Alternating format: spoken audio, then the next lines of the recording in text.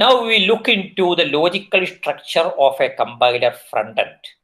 And we know about what's a front end. Front end will constitute about the first three phases of compilation. So once the parser, and this is our semantic analysis part, once these parts are over, of course there is a lexical part here, which is not visible in our diagram, but it is there. After this, intermediate code will be generated. The intermediate code is fed to the backend part, which include a code generation and code optimization part. Now, see the statement. High-level representations are close to source language, and low-level representations are close to the target machine. See, intermediate representation can be both high-level and low-level. We know about what is meant by this high and what is meant by low in double quotes. High level means it will be close to natural language.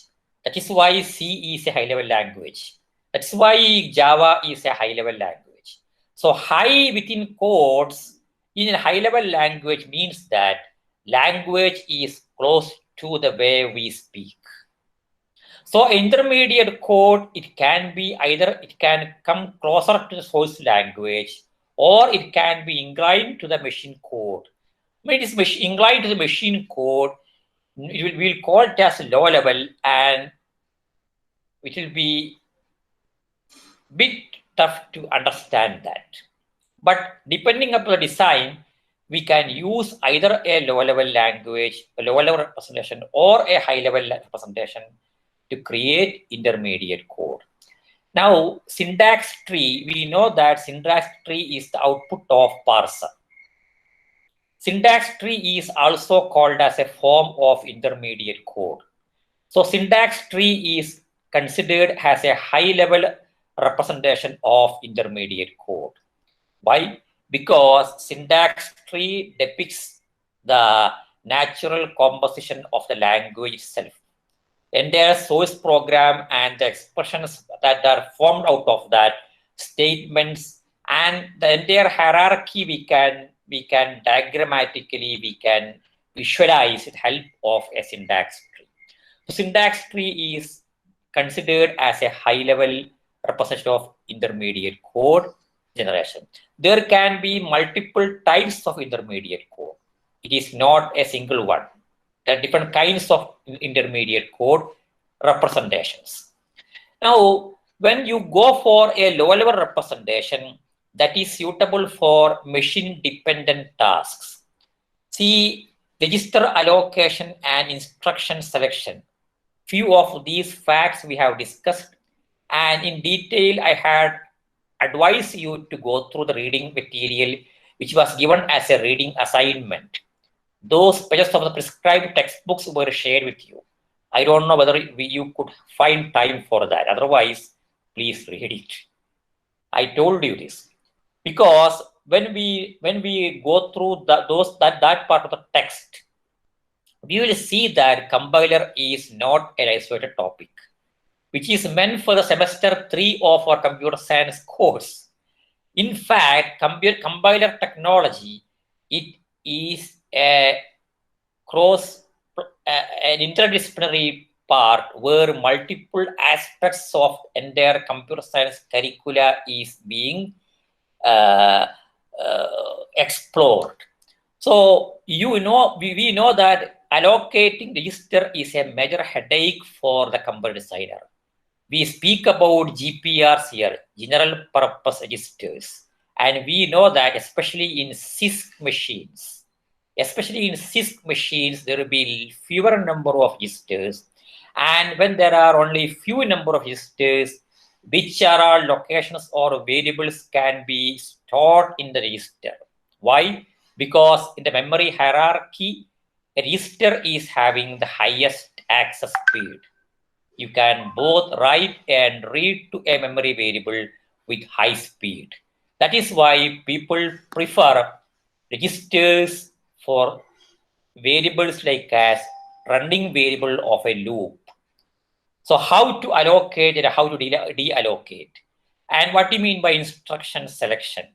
It speaks about the kind of instruction to be applied for generating machine code. So this will have an impact on the choice of machine or of intermediate code selection. Now, 3-address code is a different kind of intermediate representation, which refers from high to low level. It depends, again, it depends upon our selection. The compiler decider will select which one to opt, either a syntax tree or a 3-address format. So it varies from compiler to compiler. That is the answer for that. Now, how to choose an intermediate language? Suppose that we have multiple types of intermediate representation, or tomorrow we want to propose a new intermediate language. So it should fit into these 3 requirements. First thing is that it should be easy to translate a high-level language into intermediate language. See, there are 2 kinds of translation now in a compiler. Source code is compiled to an intermediate code. Intermediate code is then getting translated to the actual machine code. So in the first phase should be easier, and the later phase should be also easier. So it should be easy to translate the source code program into intermediate code, and the intermediate representation should be designed in such a way that it is easy to translate the intermediate code to the target machine code. Then intermediate code should be also suitable for optimizations. In the next unit, we will have to look into this aspect, how the actual optimizations are to be done. And optimization will be applied on the intermediate code.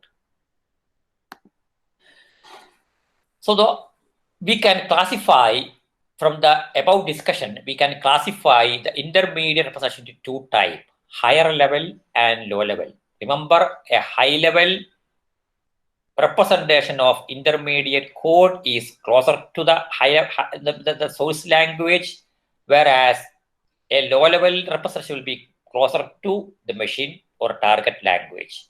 So syntax trees and DAGs, we'll discuss about all these, are examples for high-level representation of intermediate code, and 3-address code is an example for a low-level intermediate representation for intermediate code generation. Now we'll discuss them in detail. What is a syntax tree and how it is used as intermediate code? So syntax trees we had already discussed. A syntax tree, there will be nodes and leaves. So children of the node represents the meaningful components of a construct. We know, and we have used syntax trees right from lexical analysis. Let us create a syntax tree for, say, this example. If x less than 0, then x is equal to this part, and we have an else part. This is a typical if statement. Now we know how to do this. Let us do it step by step. In the if part, we have here 3 components. One is the expression to be evaluated for the if. Then we have the then part and else part.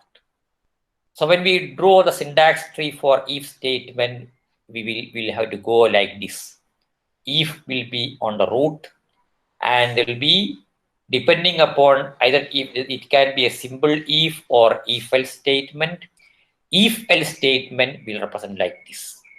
So taking this format, we can see that here we have the condition part. So condition part is x less than 0. Then part is x equal to 3 into y plus 1. Else part is y equal to y plus 1. Here. Now, see root. In the root, we have if and expression we will not take it as such here. We know that there is a operand, operator and operands. And how a syntax tree is drawn. Inner nodes will be operators and leaf nodes will be terminals or variables. That's how the syntax tree is created. So in the expression part, we see that there is an expression like x greater than 0. Greater than is a single operator here. So immediately after if, this leaf node will be having a children, we're having a child called as greater than. Similarly, in the then part, we have an assignment statement, assignment statement, and this assignment statement has got equal to as the operator. So equal to will come on the inner node, and similarly in the else part, we have one more equal to here. And when we go a further step, then we can see that when we move on from this side, we can draw complete this expression. So greater than, then we have x and 0 as the operands here. So x and 0 is 0, is not y. What I have done here, instead of y, we have a 0 here. So when you draw in your book, please correct this. This is 0. So x equal to 0 is over now. Now see the second part, equal to. See, equal to, we have another 3 into y plus 1. Since y plus 1 is kept in parenthesis, it is having higher precedence. So this equal to, we have x, and other node is multiplication. Then we have our into, we have 3 into x equal to 3 into y plus 1. So x you can see here, equal to you can see here, then this part, the right hand side. So multiplication is having a 3 here. Then we have y plus 1. So y plus 1 is specified at this part. So depending upon the hierarchy, 3 plus, this is y plus 1, and y plus 1 and 3 will be multiplied. So 3 into y plus 1. This value will be evaluated and value will be given to x. This is how this x equal to 3 into y plus 1 is expressed as part of this tree. Similarly, we can complete this y equal to y plus 1, that is else part. So we have this assignment we have put as such here. It will be having two portions. So y and equal to comes here. This part again will expand. So C plus is having two child nodes, y and 1. This is how we complete a syntax tree. And this we have done earlier also. So given an expression, see, this is a statement in C or Java. So given that should be expressed as a syntax tree. So this is a form of intermediate presentation. So here you can see that we even even the semantic aspects, many aspects of the statement we can derive from this syntax tree, and is close to the higher level language statement.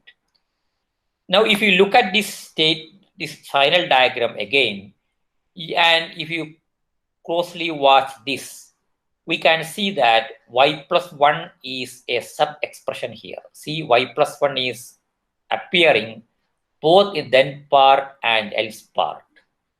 So there is a y plus 1 in both these positions. And similarly, this y plus 1 part is getting replicated in each portions. So wherever a sub-expression appears in the original statement, when we use a syntax tree, we have to create separate tree segments or tree portions or subtrees for each sub-expression. And that is how a syntax tree is created. Now let us look into DAG. A DAG, it is a directed graph with no directed cycles. Now, what is a tree? What is a graph? And how to distinguish between a tree and a graph? What are all different types of graphs? So all these things we have learned in earlier semesters. And remember about these two, how to distinguish a tree about a graph, and what are the distinguishing characters that makes a tree distinct from a graph. Now DAG is a directed graph with no directed cycles. See, you can see that here. There are no cycles here. And that's what it is put. There will be vertices and edges. Vertices and edges will be connected each other. And there is no way that to start at some vertex V, see, let us start at some vertex 11 and follow a sequence of edges. See, from 11 to 9 we can move, then we cannot move. See, from 11 to 10 you can move, from 11 to 2 we can move, but it won't come back to 11. That's what it's telling. There is no direct cycles in a DAG. And interestingly, we can see that a DAG, in a DAG, there will be same parent for two nodes. So 9 and 7 has a common parent. 9 and 7 has a common parent. Here, you can see that.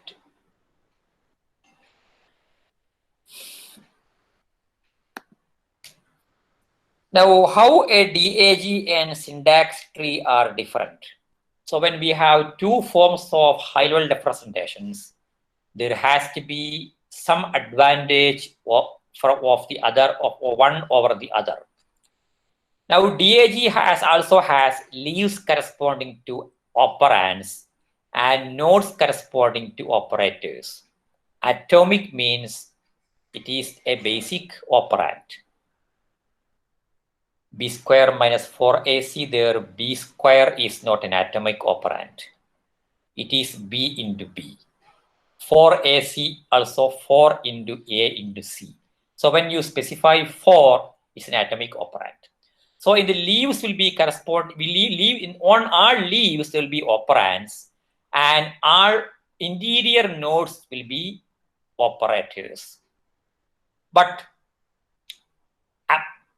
one difference is that a node in DAG may have one parent.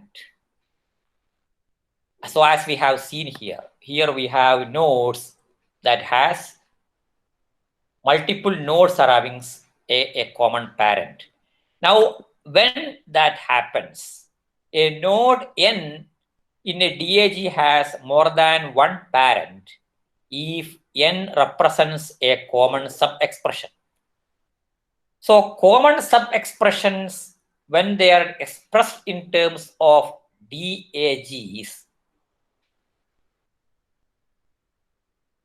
or directed acyclic graph, then common expressions will be drawn only once. Then these common sub-expressions will be having multiple parents also. In a syntax tree, a common sub-expression would be replicated as many number of times it appears in the original statement. So we can see that comparing to syntax tree, DAG is a more concise representation of an expression, and it gives the compiler hints about generating efficient codes. See if you can cut down the evaluation to only once. See, what is the easiness in sub-expression? See, y plus 1 is getting evaluated separately here. Suppose that y plus 1 can be represented once and it can be referred later times. We can cut down the machine code for common sub-expressions. So this is possible with the help of DAGs. By definition itself, DAG will keep only one sub-expression as such, and with this property, it will secondly represents the statement that involves multiple common sub-expressions. And this we'll see with the examples here. See this problem. A plus A into B minus C plus B minus C into D. So here we can see that B minus C is represented, is seen twice. So unlike in our if-else statement that we have seen earlier, here computation of B minus C is not optional. It has to be done. It has to be done anyhow in both these components. Suppose that we were developing a syntax tree for this. Our syntax tree will look like this. See, B minus C. B minus C we will represent twice here, B minus C. Whereas when we represent this expression in a DAG, we can see that B minus C is not represented twice. B minus C is drawn once, then it is having it is being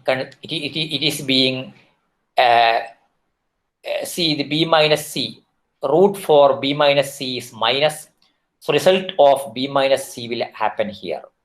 So how this is getting evaluated? Let us go back to this A plus A into B minus C plus B minus C into D. So we know that here we have an addition in between. So addition, two addition operators are there. Now we know that addition operators have equal precedence. So when we have a case like this, there has to be one more rule called as associativity. So left associativity and right associativity there. Now, what about plus? For the addition and subtraction, is it left associative or right associative? This thing we have discussed earlier. So depending upon the associativity applicable for plus, we can see that here B minus C is getting evaluated. And at the place of this minus, see the node labeled minus, we have a common sub-expression B minus C. Now this B minus C is having two parents. We can see that. This is where B minus C will be computed. So value of B minus C will be multiplied with D, and it will also be multiplied with A. So here we have at this node, we have the value of B minus C computed. B minus C is having a parent called as multiplication star. So B minus C into D. And here we have B minus C into A. That's what we have. And this is what we mentioned about having a node having two more than one parent. So wherever this B minus C is getting used, instead of expressing B minus C as a separate tree, subtree, we make use of that with the help of this arrangement. Now we can see this A plus A into B minus C. See here, this is A into B minus C. So here, the plus we have A into B minus C. Now again, we have an A here. So this A is taken for this part also. So here this plus is having two, no, one is A and the other part is A plus B minus into C will come at this part. See here. So these kinds of more concise representation of the expression can be generated using intermediate code, and with this the compiler will be getting enough arms to represent a optimized code for expressions involving sub-expressions.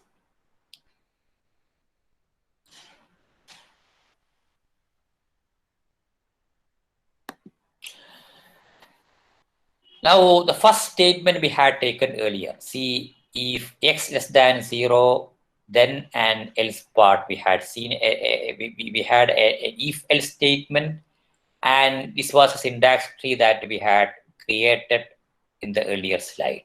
And we could see that y plus 1 we have created multiple times. Here there are two, y plus 1 occurs twice here. So it is a common subexpression. In spite of that fact, y plus 1 was drawn as many number of times it appears in the given statement. But see here. Here we have y plus 1. So at this point, we have y plus 1 at this node.